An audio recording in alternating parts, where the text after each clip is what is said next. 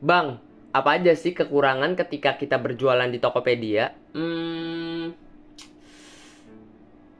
Oke, jadi di sini ada 4 kekurangan yang akan kita dapatkan ketika kita berjualan di Tokopedia. Dan untuk keempat kekurangan ini tentunya sangat merugikan bagi penjual di Tokopedia. Selain itu, nanti saya juga akan bahas mengenai cara menutupi keempat kekurangan ini dan cara menambalnya atau menutupinya lah. Nanti saya akan berikan untuk caranya. Nah, apa saja kekurangannya dan bagaimana untuk cara memperbaikinya?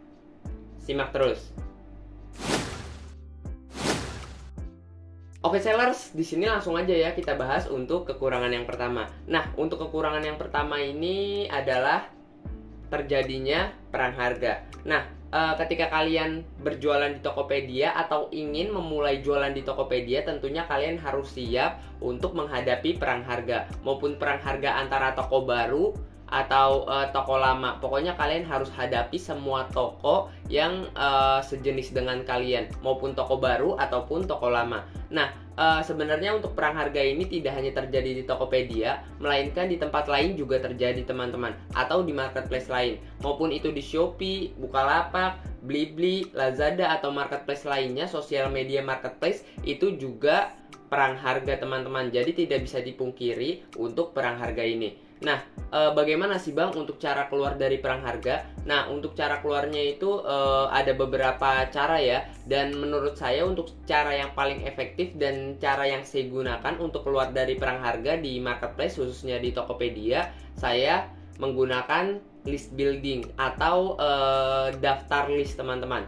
Nah, daftar list ini jadi saya mengumpulkan sebuah data dari pembeli saya. Nah, data ini berupa apa aja sih Bang? Nah, untuk datanya macam-macam ya teman-teman, berupa nomor telepon, email, atau akun sosial media itu juga bisa. Nah, apa tujuan kita untuk mengumpulkan list building? Nah, tujuan kita untuk mengumpulkan list building ini agar kita bisa mengetahui pembeli kita, atau kita bisa mengetahui lebih lanjut mengenai pembeli kita. Selain itu, ketika kita punya list database-nya, kita juga bisa retargeting produk-produk kita, maupun itu produk baru, produk lama, atau produk terlaris, kita bisa retargeting atau promosikan ulang kepada mereka. Jadi mereka tidak akan beli satu, melainkan 2 atau 3. Pokoknya nanti mereka akan beli lebih ketika kita menjual ulang kepada mereka. Jadi list building ini sangat penting ya teman-teman. Nah, kalau kalian ingin belajar list building juga, nanti mungkin saya akan bahas di video selanjutnya. Jadi untuk kalian belum subscribe, silahkan teman-teman bisa subscribe dulu. Dan teman-teman bisa aktifkan juga untuk tombol loncengnya, agar kalian tidak tertinggal info-info menarik seputar digital marketing di channel ini. Oke, jadi itu adalah kekurangan yang pertama. Kalau kalian udah paham, kita lanjut pada kekurangan yang kedua.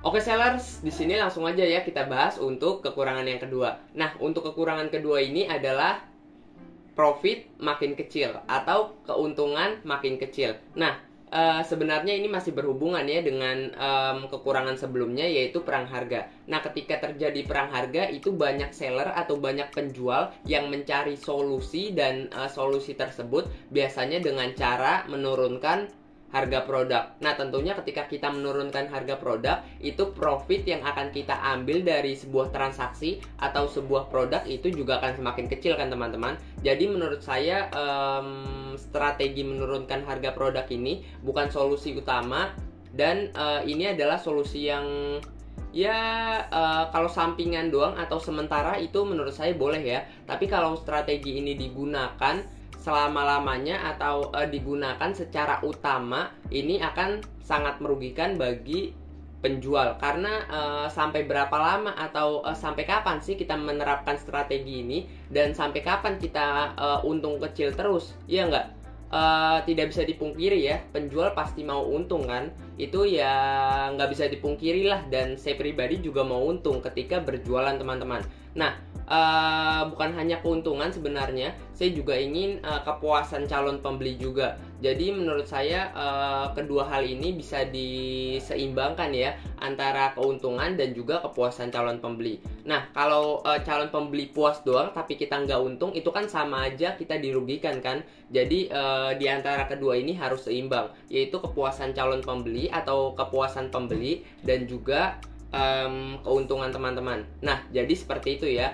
Kalian bisa seimbangkan antara kedua hal tersebut. Oke, jadi kayak gitu. Oke sellers, selanjutnya kita bahas ya untuk kekurangan yang ketiga. Nah, untuk kekurangan ketiga ini adalah tidak mendapatkan database. Nah, ketika kita mendapatkan sebuah transaksi di Tokopedia, itu nanti database-nya akan masuk ke Tokopedia-nya, bukan ke toko kita, teman-teman. Jadi database tersebut dipegang oleh Tokopedia-nya. Nah, apa sih bang fungsinya database? Nah, untuk database ini berfungsi untuk kita retargeting teman-teman, atau menjual produk kita secara ulang. Jadi nanti kita akan mendapatkan keuntungan double. Yang pertama dari transaksi utama yang kita lakukan, yang kedua dengan transaksi retargetingnya. Jadi retargeting ini adalah menjual kembali produk kita teman-teman. Nah, jadi seperti itu ya. Teknik ini sangat cocok sekali untuk kalian yang emang menjual produk secara recurring ya, atau bisa dijual ulang lah. Misalkan barang-barang konsumsi itu juga cocok ya menggunakan teknik ini, karena teknik ini bisa sangat efektif untuk produk-produk recurring income. Oke? Nah, saya akan bahas sedikit mengenai database. Nah, ketika kita mendapatkan transaksi, itu database-nya akan masuk ke Tokopedia. Nah, palingan kita mendapatkan database cuma nomor telepon dari pembelinya. Cuma itu doang teman-teman untuk database yang kita dapatkan. Itu pun tidak secara otomatis masuk ke toko kita. Kita harus nyatet satu-satu untuk nomor teleponnya, dan kita buat database sendiri secara berkelompok. Nah, jadi seperti itu ya. Menurut saya database nomor telepon ini kurang banget ya, karena nomor telepon itu kan biasanya nggak digunakan di WA, atau biasanya itu orang antara nomor telepon dan nomor WA itu kan beda. Jadi kita nggak bisa broadcast langsung ke WA teman-teman. Nah, memang di beberapa marketplace itu ada namanya fitur broadcast, dan kita bisa broadcast kepada mereka teman-teman. Tapi menurut saya itu kurang teman-teman, dan belum maksimal lah untuk proses retargetingnya. Jadi seperti itu untuk kekurangan yang ketiga, yaitu adalah tidak mendapatkan database. Oke, kalau kalian udah paham, langsung aja nih kita bahas untuk kekurangan yang keempat.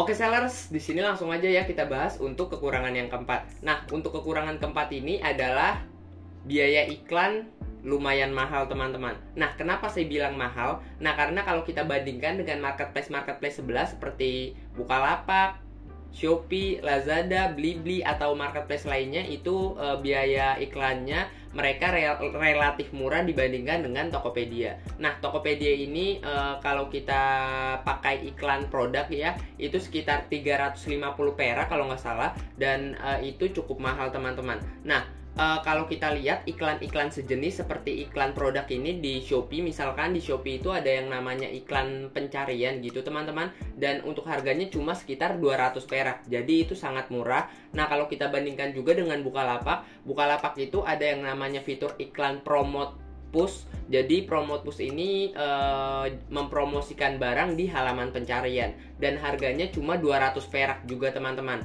sama seperti Shopee tadi. Jadi menurut saya untuk Tokopedia ini biaya iklannya sangat mahal teman-teman, atau lumayan mahal lah. Dan mungkin di Tokopedia ini mungkin iklannya lebih berkualitas dibandingkan marketplace lain, mungkin karena harganya lebih mahal. Ada harga, ada kualitas tentunya. Mungkin di Tokopedia ini juga lebih berkualitas untuk iklannya.